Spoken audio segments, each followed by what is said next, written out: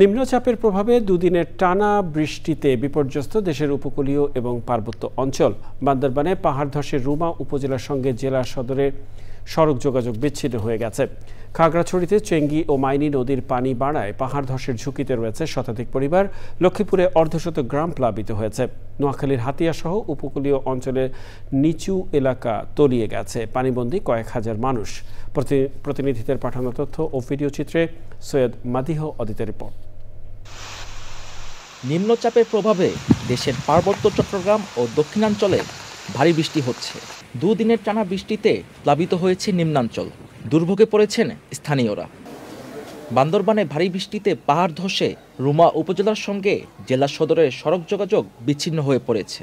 সাঙ্গু ও মাতামুহুরী নদীর পানি বাড়ায় এবং পাহাড় ধসের আশঙ্কায় জেলা শহর ও 7টি উপজেলায় 220টি আশ্রয়কেন্দ্র খোলা হয়েছে। নোয়াখালীতে 24 ঘন্টায় 285 মিলিমিটার বৃষ্টিপাত রেকর্ড করা হয়েছে। জেলায় চলতি মৌসুমে একদিনে সর্বোচ্চ বৃষ্টির রেকর্ড এটি। এতে হাতিয়া সহ উপকূলীয় অঞ্চলের বিভিন্ন নিচু এলাকা প্লাবিত হয়েছে। পানিবন্দী হয়েছেন কয়েক হাজার মানুষ। খাগড়াছড়িতে বৃষ্টিপাত অব্যাহত রয়েছে। পাহাড়ি ঢল ও বৃষ্টির কারণে চেঙ্গি ও মাইনী নদীর পানি বেড়েছে। ভারী বৃষ্টির কারণে পাহাড় ধসের আশঙ্কা দেখা দিয়েছে। খাগড়াছড়ি সদর উপজেলার নির্বাহী কর্মকর্তা জানিয়েছেন, এই মুহূর্তে 4টি আশ্রয়কেন্দ্র খোলা হয়েছে।